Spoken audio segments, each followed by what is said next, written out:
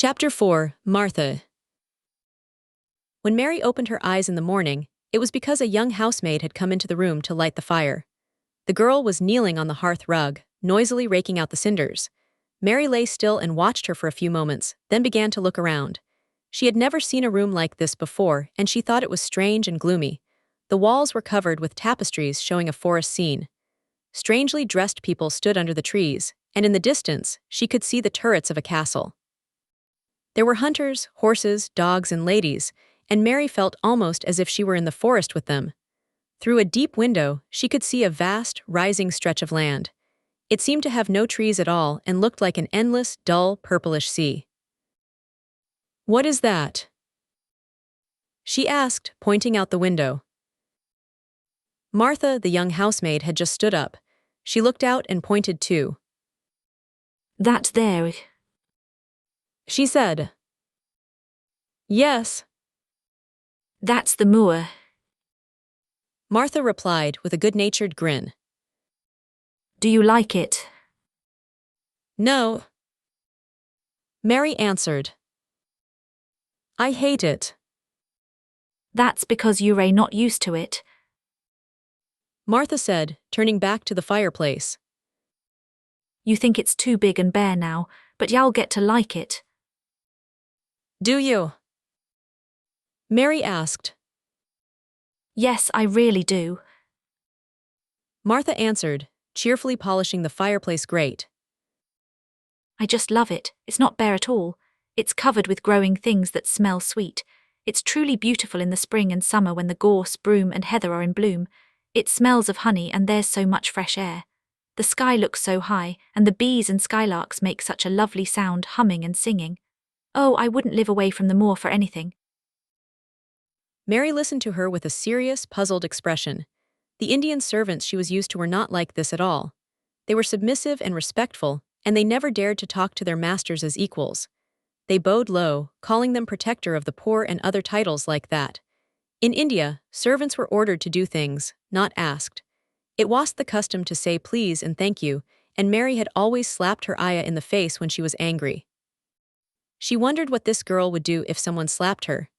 Martha was a round, rosy, good-natured-looking girl, but she had a sturdy, strong way about her that made Mary wonder if she might actually slap back, even if the person who slapped her was only a little girl. "You are a strange servant," Mary said from her pillows, rather haughtily.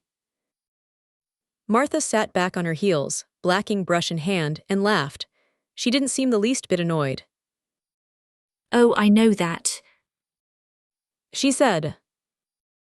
"If there were a grand mistress here at Misselthwaite, I would never have been hired as an under-housemaid. I might have been allowed to be a kitchen maid, but I would never have been allowed upstairs. I am too common and I talk too much Yorkshire. But this is a strange house, even if it is grand. It seems like there's neither a master nor a mistress, except for Mr. Pitcher and Mrs. Medlock. Mr. Craven doesn't want to be bothered by anything when he's here, and he's almost always away. Mrs. Medlock gave me the job out of kindness. She told me she could never have done it if Misselthwaite were run like other big houses." "Are you going to be my servant?" Mary asked, still speaking in her bossy Indian way. Martha began scrubbing the grate again. "I am Mrs. Medlock's servant," she said firmly. "and she is Mr. Craven's, but I'm supposed to do the housemaid's work up here and help look after you a bit, though you won't need much waiting on." "Who is going to dress me?" Mary demanded. Martha sat back on her heels again and stared in amazement, her Yorkshire accent growing stronger. "Can't you dress yourself?" she asked. "What do you mean? I don't understand your language." Mary said. "Oh, I forgot." Martha said. "Mrs. Medlock told me I'd have to be careful, or you wouldn't understand what I was saying. I mean, can't you put on your own clothes?" "No," Mary answered, quite insulted. "I never have in my life. My ayah dressed me, of course." "Well," Martha said, completely unaware that she was being cheeky. "it's time you learned. You can't start too young. It will do you good to wait on yourself a bit. My mother always said she couldn't understand why rich people's children didn't turn out to be complete fools, what with nurses washing and dressing them and taking them out for walks as if they were puppies. It is different in India. Mary said disdainfully. She could hardly bear this. But Martha was not discouraged at all. Oh, I can see it's different. She answered almost sympathetically. I suppose it's because there are so many natives there instead of regular English people. When I heard you were coming from India, I thought you were a native too.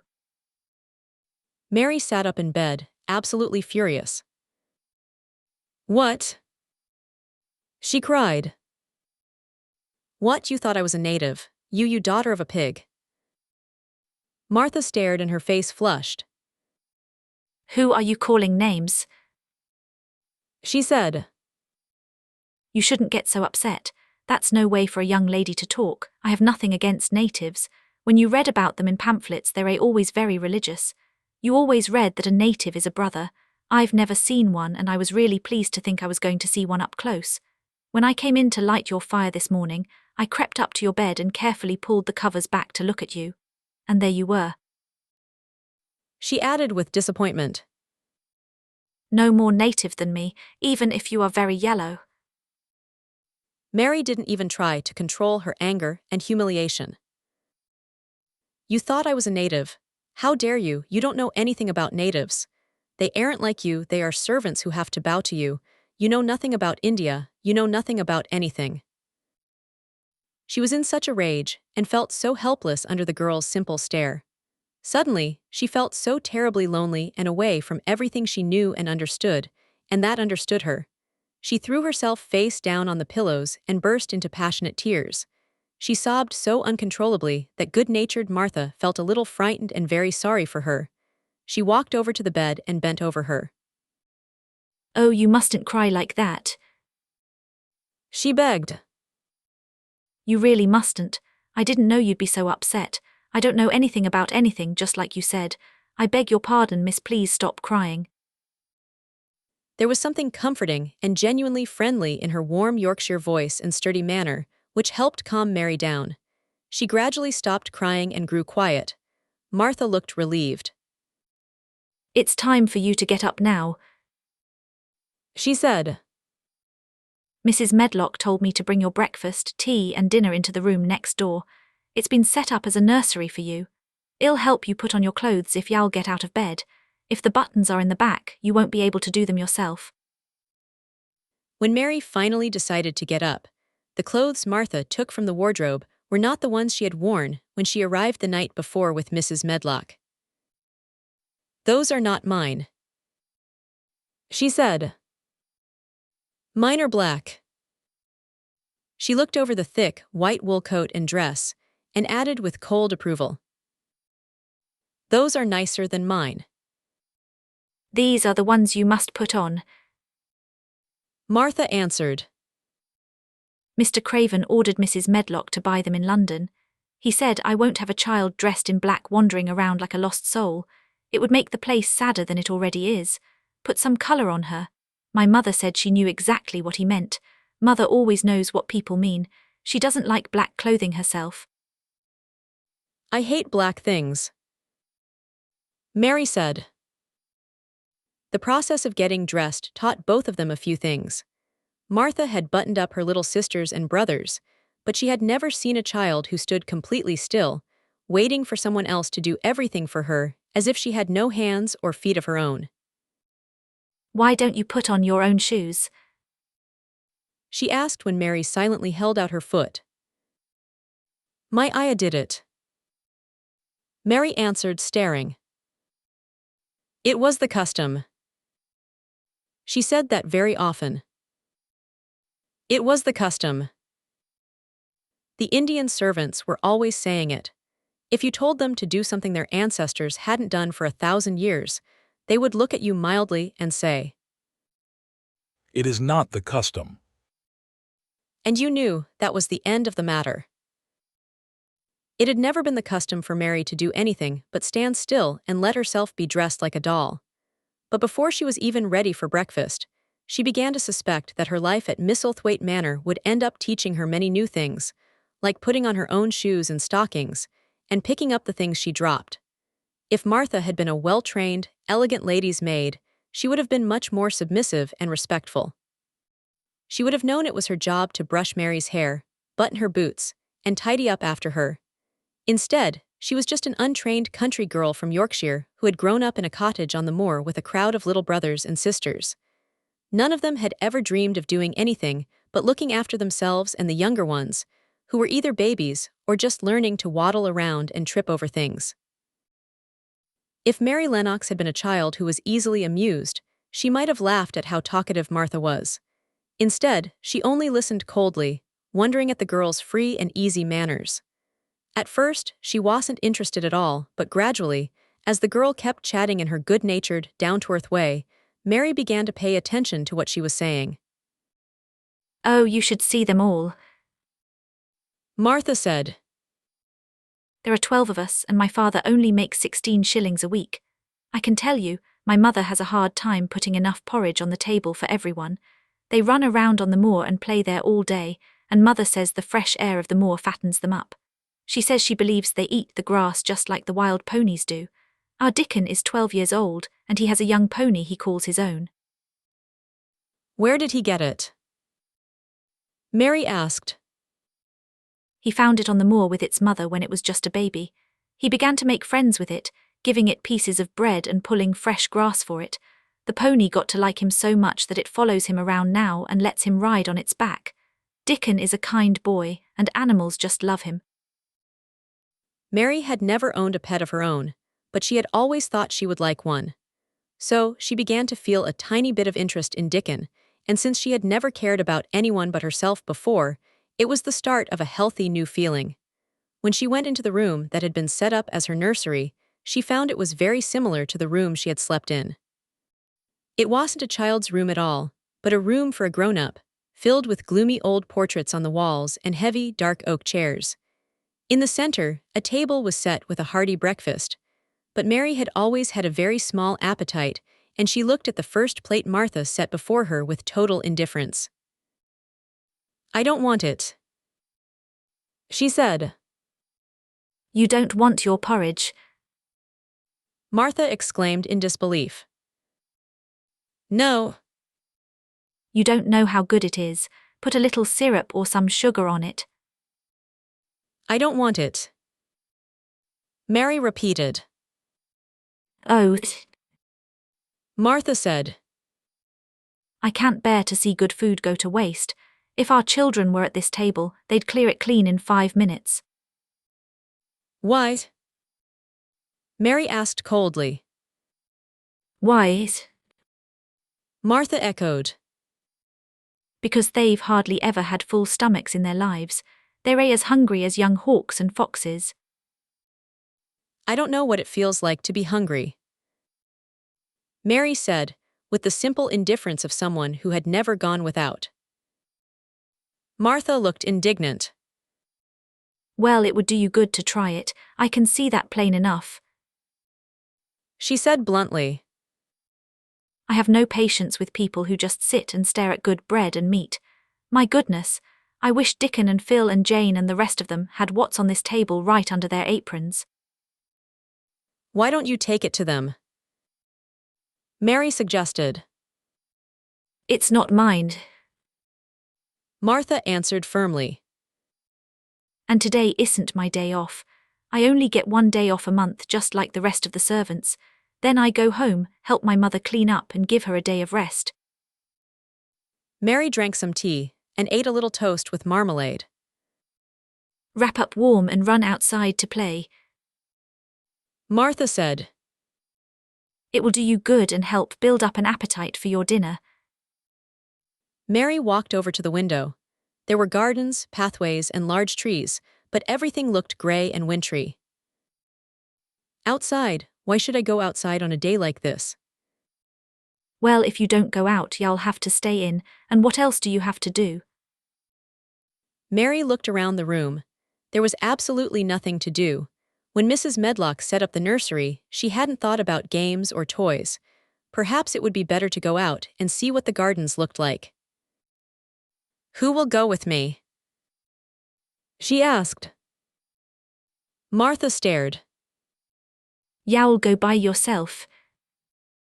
Martha answered. You'll have to learn to play like other children do when they don't have brothers and sisters. Our Dickon goes off onto the moor by himself and plays for hours. That's how he made friends with the pony. He has sheep on the moor that know him, and birds that fly down to eat right out of his hand. No matter how little food there is, he always saves a bit of his bread to feed his pets. It was actually this mention of Dickon that made Mary decide to go outside, though she didn't realize it herself. There would at least be birds outside, even if there were no ponies or sheep.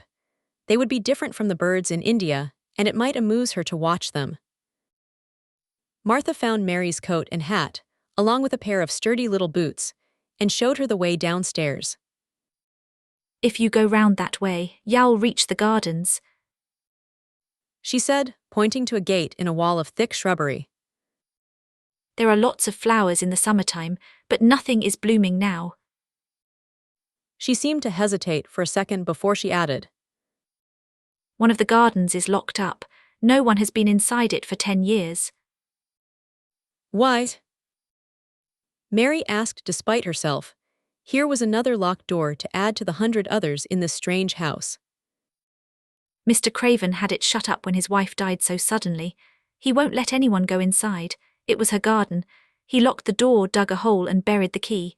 Ah, there's Mrs. Medlock's bell ringing. I must run. After Martha left, Mary turned down the path leading to the gate in the shrubbery. She couldn't stop thinking about the garden that no one had entered for 10 years. She wondered what it looked like and if there were any flowers still alive inside. Once she passed through the shrubbery gate, she found herself in vast gardens with wide lawns and winding paths bordered by neatly trimmed hedges. There were trees, flower beds, evergreens clipped into strange shapes, and a large pool with an old gray fountain in the middle. But the flower beds were bare and wintry, and the fountain was silent. This was clearly not the closed garden. How could a garden be shut up anyway? You could always just walk into a garden. She was just thinking about this when she noticed that the path she was following ended at a long wall covered in ivy. She didn't know enough about England to realize she was approaching the kitchen gardens, where the vegetables and fruit trees grew. She walked up to the wall and found a green door set into the ivy, and it was wide open. This was clearly not the locked garden, so she could go right in. She stepped through the door and found a garden with high walls all around it. It was only one of several walled gardens that seemed to connect to one another. She saw another open green door showing bushes and pathways between beds of winter vegetables. Fruit trees were trained flat against the brick walls, and glass frames covered some of the plant beds. The place looked bare and ugly, Mary thought as she stood and stared around. It might be nicer in the summer when things were green, but there was nothing pretty about it now. Before long, an old man with a spade over his shoulder walked through the door from the second garden. He looked startled to see Mary, then touched his cap in a brief greeting. He had a grumpy old face and didn't seem pleased to see her at all. But then, she was already unhappy with his garden, wore her sour contrary expression, and certainly didn't look pleased to see him either. "What is this place?" she asked. "One of the kitchen gardens." He answered. "What is that?" Mary asked, pointing through the other green door. "Another of them. He said shortly. There's another on the other side of the wall, and the orchard is on the other side of that." "Can I go inside them?" Mary asked. "If you want, but there's nothing to see." Mary didn't answer. She walked down the path and through the second green door. There, she found more walls, winter vegetables, and glass frames, but in the next wall there was another green door, and this one was closed. Perhaps it led into the garden no one had seen for 10 years. Since she wasn't a timid child and always did exactly what she wanted, Mary went up to the door and turned the handle. She actually hoped it wouldn't open, because she wanted to be sure she had found the mysterious garden, but it opened quite easily. She walked through and found herself in an orchard. It also had walls all around it, with fruit trees trained against them and bare trees growing in the winter-browned grass, but there was no green door to be seen anywhere. Mary searched for one. As she had entered the upper end of the orchard, she noticed that the wall didn't seem to stop, but extended further, as if it enclosed another area on the other side. She could see the tops of trees rising above the wall. As she stood still, she noticed a bird with a bright red breast sitting on the very top branch of one of them. Suddenly, he burst into a cheerful winter song, almost as if he had spotted her and was calling out to her. She stopped to listen, and somehow his cheerful, friendly little whistle made her feel happy. Even a disagreeable little girl can feel lonely, and the huge, empty house, the vast bare moor, and the silent, wintry gardens had made Mary feel as if she were the only person left in the world. If she had been an affectionate child who was used to being loved, she would have been heartbroken. But even though she was Mistress Mary, quite contrary, she felt deeply lonely, and this bright-breasted little bird brought a look to her sour face that was almost a smile. She listened to him until he flew away. He was nothing like the birds in India. She liked him and wondered if she would ever see him again. Perhaps he lived in the mysterious garden and knew all its secrets. Perhaps it was because she had absolutely nothing to do that she thought so much about the deserted garden. She was curious and wanted to see what was inside. Why had Mr. Archibald Craven buried the key? If he loved his wife so much, why did he hate her garden? She wondered if she would ever meet him. She knew that if she did, she wouldn't like him, and he wouldn't like her. She would probably just stand and stare at him, without saying a word, even though she would be desperate to ask why he had done such a strange thing. People never like me, and I never like people, she thought. And I can never talk the way the Crawford children did. They were always talking and laughing and playing. She thought of the robin and how he seemed to sing his song right at her. Remembering the treetop where he had perched, she stopped suddenly on the path. I believe that tree was in the secret garden. I feel sure it was, she said. There was a wall around it and no door. She walked back into the first kitchen garden she had entered and found the old gardener digging. She went to stand near him and watched him for a few moments in her cold, quiet way. He ignored her, so at last she spoke to him. I have been into the other gardens, she said. There was nothing to stop you. He answered crustily. I went into the orchard. There was no dog at the door to bite you. He answered. There was no door from there into the other garden. Mary said. What garden? He asked in a rough voice, stopping his digging for a moment. The one on the other side of the wall. Mary answered. There are trees there, I saw their tops. A bird with a red breast was sitting on one of them, and he sang. To her surprise, the grumpy, weather-beaten old face actually changed. A slow smile spread across it, and the gardener looked completely different. It made Mary realize how much nicer a person looked when they smiled. She had never thought about that before. He turned toward the orchard side of the garden and let out a soft, low whistle. She couldn't understand how such a grumpy man could make such a sweet, coaxing sound. Almost immediately, a wonderful thing happened.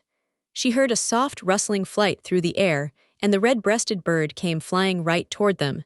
He landed on a large clump of earth, very close to the gardener's foot. Here he is. The old man chuckled, and then he spoke to the bird as if talking to a child. Where have you been, you cheeky little beggar? He said. I haven't seen you all day. Have you started your courting this early in the season? You're too forward. The bird tilted his tiny head to one side and looked up at him with a soft, bright eye that looked like a black dewdrop.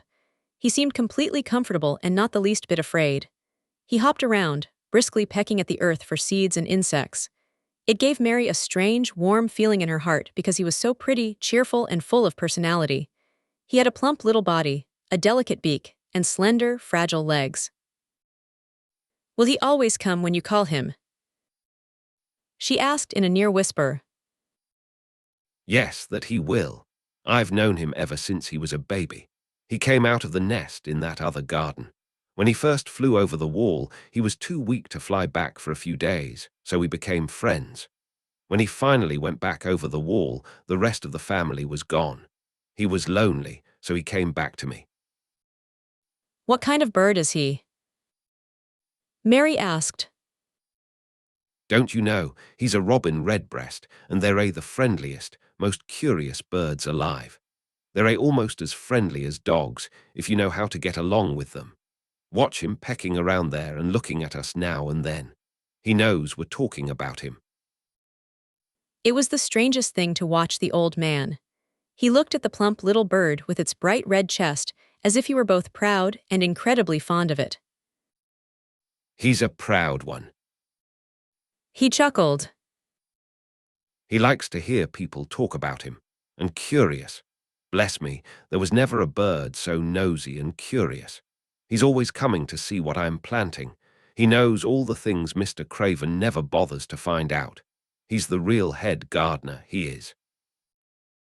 The robin hopped about, busily pecking at the soil, occasionally stopping to look up at them. Mary felt his dark, dewdrop eyes watching her with intense curiosity. It really seemed as if he were trying to figure her out. The strange feeling in her heart grew stronger. Where did the rest of the family fly to? She asked. There's no knowing. The parent birds push them out of the nest and make them fly, and they're scattered before you know it. This one was a smart little fellow, and he knew he was lonely. Mary stepped a little closer to the robin and looked at him intently. I am lonely, she said. She hadn't realized before that this was one of the things making her feel so sour and cross. She only seemed to understand it now, as she and the robin looked at each other. The old gardener pushed his cap back on his bald head and stared at her for a moment. Are you the little girl from India? He asked. Mary nodded. Then it's no wonder you're lonely. You'll be even lonelier before you're through. He said. He began to dig again, driving his spade deep into the rich, dark garden soil while the robin hopped around, busy with his own work. What is your name? Mary asked. He stood up straight to answer. Ben Weatherstaff. He answered, adding with a grumpy chuckle. I am lonely myself, except when he's with me. And he jerked his thumb toward the robin. He's the only friend I've got. I have no friends at all. Mary said. I never had any. My Aya didn't like me, and I never played with anyone. It was a Yorkshire habit to speak with blunt honesty, and old Ben Weatherstaff was a man of the moors. You and me are quite a bit alike. He said. We were cut from the same cloth. Neither of us is good-looking, and we're both as sour as we look. We've got the same bad tempers, the both of us, I'd bet. This was blunt honesty, and Mary Lennox had never heard the truth about herself in her entire life. Indian servants always bowed and submitted to whatever she did. She had never thought much about her own appearance, but now she wondered if she was as unattractive as Ben Weatherstaff. She also wondered if she looked as sour as he had before the robin arrived. She even began to wonder if she really was bad-tempered. The thoughts made her feel uncomfortable. Suddenly, a clear, rippling little sound broke out nearby, and she turned around. She was standing a few feet from a young apple tree, and the robin had flown onto one of its branches, bursting into a fragment of song. Ben Weatherstaff laughed out loud. Why did he do that? Mary asked. He's made up his mind to be friends with you. Ben replied. Well, he'll be. He's taken a real liking to you. To me, Mary said, moving softly toward the little tree and looking up. Would you be friends with me? She said to the robin, just as if she were speaking to a person. Would you? She didn't say it in her usual hard little voice or in her bossy Indian tone, but in a voice so soft, eager, and coaxing that Ben Weatherstaff was just as surprised as she had been when he whistled. Well, He cried out. you said that as sweet and natural as if you were a real child instead of a sharp little old woman. You said it almost the way Dickon talks to his wild creatures on the moor. Do you know Dickon? Mary asked, turning around quickly. Everybody knows him. Dickon wanders around everywhere. The very blackberries and heatherbells know him. I'd bet the foxes show him where their cubs are sleeping, and the skylarks don't hide their nests from him. Mary would have liked to ask more questions. She was almost as curious about Dickon as she was about the locked garden. But just then, the robin, who had finished his song, gave his wings a little shake, spread them, and flew away. He had finished his visit and had other things to do. He has flown over the wall. Mary cried, watching him. He has flown into the orchard, and now across the other wall, into the garden where there is no door. He lives there. Old Ben said. He hatched from his egg there. If he's courting, he's looking for some young lady robin who lives among the old rose bushes in there. Rose bushes. Mary said. Are there rose bushes? Ben Weatherstaff picked up his spade again and began to dig. There were 10 years ago. He mumbled. I should like to see them. Mary said. Where is the green door? There must be a door somewhere. Ben drove his spade deep into the ground and looked just as unfriendly as he had when she first saw him. There was one 10 years ago, but there isn't now. He said. No door. Mary cried. There must be one. None that anyone can find, and none that is anyone's business. Don't be a meddling girl, poking your nose where it doesn't belong. Now I have to get on with my work. Go on and play. I have no more time. And with that, he actually stopped digging, threw his spade over his shoulder, and walked off without even looking back or saying goodbye. Chapter 5: The Cry in the Corridor. At first, every day that passed for Mary Lennox was exactly like the last. Every morning, she woke up in her tapestried room to find Martha kneeling by the hearth building her fire. Every morning, she ate her breakfast in the nursery, which had nothing entertaining in it. After breakfast, she gazed out of the window at the vast moor that seemed to spread out in all directions and climb up to the sky. After staring for a while, she realized that if she didn't go outside, she would have to stay indoors and do nothing. So she went out. She didn't know that this was the best thing she could have done. She also didn't realize that when she began to walk quickly, or even run along the paths and down the avenue, she was stimulating her sluggish circulation and growing stronger by fighting the wind that swept down from the moor. She only ran to keep warm, and she hated the wind that rushed at her face, roaring and holding her back like an invisible giant. Yet the deep breaths of crisp, fresh air blowing over the heather filled her lungs. It was wonderful for her thin body, bringing a flush of red to her cheeks and brightening her dull eyes without her even realizing it. But after spending a few days almost entirely outdoors, she woke up one morning knowing what it felt like to be hungry. When she sat down to breakfast, she didn't look at her porridge with disgust and push it away. Instead, she picked up her spoon and began to eat, continuing until her bowl was completely empty. You got on well enough with that this morning, didn't you? Said Martha. It tastes nice today. Said Mary, feeling a little surprised herself. It's the air of the moor that's giving you an appetite for your food. Answered Martha. It's lucky for you that you've got food as well as an appetite. There's been 12 of us in our cottage who had the appetite and nothing to put in our stomachs. You keep on playing outdoors every day, and you'll get some weight on your bones and you won't look so yellow.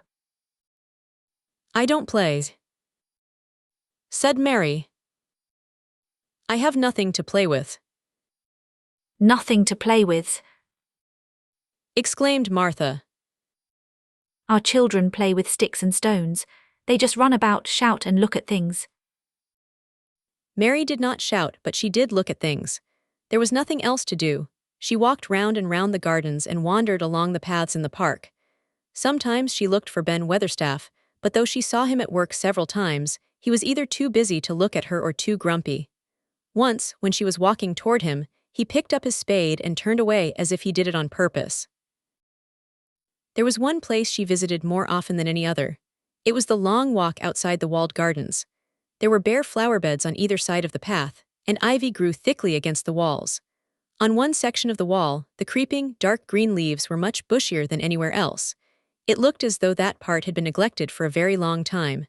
The rest of the ivy had been clipped and kept neat, but at this lower end of the walk, it had not been trimmed at all. A few days after she had talked to Ben Weatherstaff, Mary stopped to look at this area, wondering why it was left like that. She had just paused and was looking up at a long spray of ivy swinging in the wind when she saw a flash of scarlet and heard a cheerful chirp. There, perched on top of the wall, was Ben Weatherstaff's robin redbreast, tilting forward to look at her with his tiny head on one side. "Oh!" she cried out. "Is it you? Is it really you?" And it didn't seem strange to her at all that she spoke to him, as if she were sure he could understand and answer. He did answer. He twittered, chirped, and hopped along the wall as if he were telling her all kinds of stories. It seemed to Mistress Mary as if she understood him too, even though he wasn't speaking in words.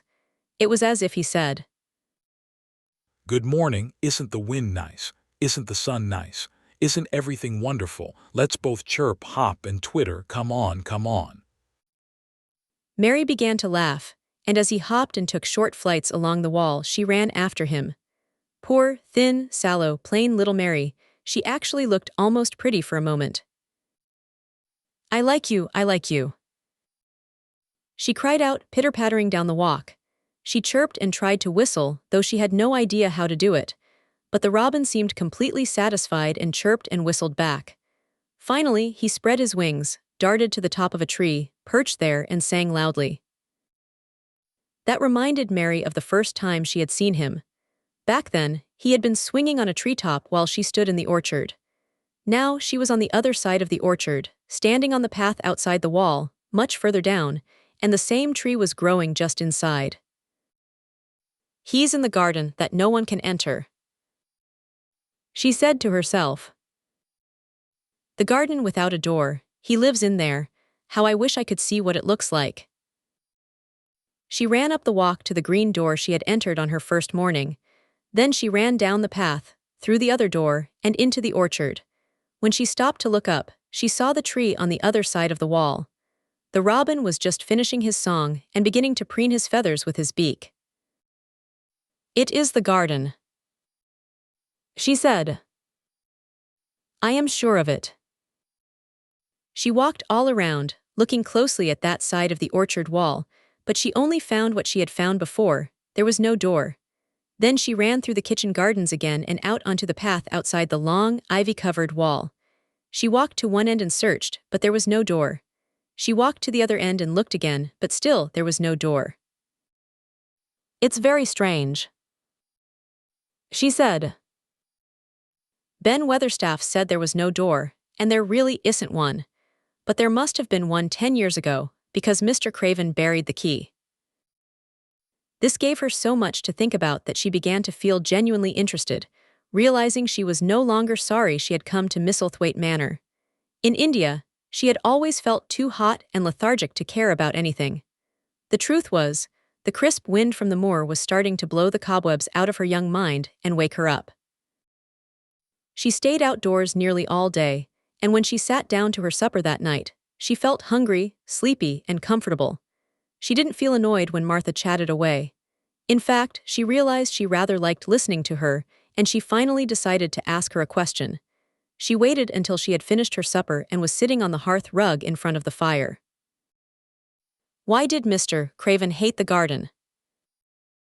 She asked. She had asked Martha to stay with her, and Martha hadn't minded at all. She was very young and used to a crowded cottage full of brothers and sisters. She found it lonely in the great servants' hall downstairs, where the footmen and upper housemaids made fun of her Yorkshire accent, looked down on her as a simple country girl, and whispered among themselves. Martha loved to talk, and this strange child who had lived in India and been waited on by Indian servants was enough of a novelty to interest her. She sat down on the hearth rug itself, without waiting to be asked. Are you still thinking about that garden? She said. I knew you would be.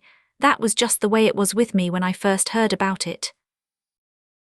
Why did he hate it? Mary persisted. Martha tucked her feet under her and made herself comfortable. Listen to the wind wuthering round the house. She said. You could barely stand up on the moor if you were out on it tonight. Mary didn't know what wuthering meant until she listened, and then she understood. It described that hollow, shuddering roar that rushed round and round the house, as if an invisible giant were buffeting the building, beating at the walls and windows to try to break in. But she knew he couldn't get inside, and somehow that made her feel incredibly safe and warm in the room by the glowing coal fire. But why did he hate it so much? She asked, after she had listened. She was determined to find out if Martha knew. Then Martha shared what she knew. Mind you, She said. Mrs. Medlock said it's not to be talked about. There are lots of things in this place that aren't to be discussed. Those are Mr. Craven's orders. His troubles are none of the servants' business, he says.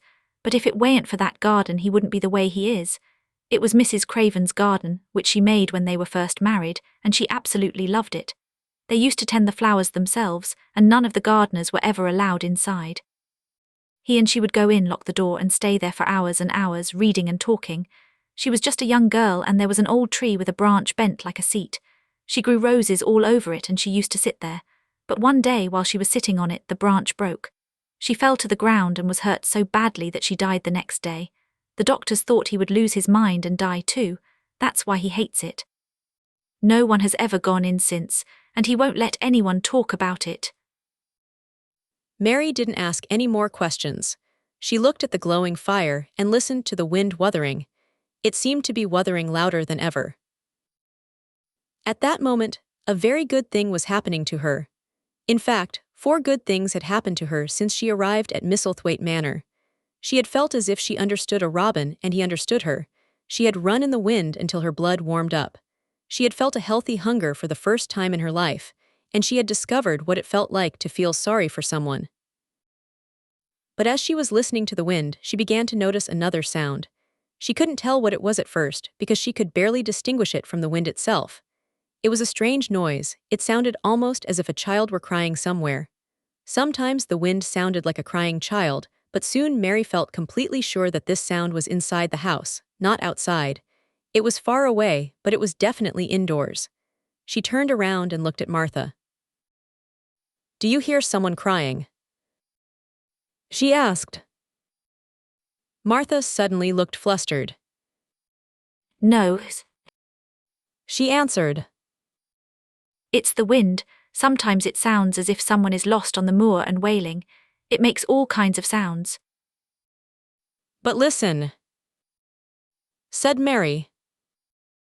"It's in the house, down one of those long corridors." At that very moment, a door must have been opened somewhere downstairs.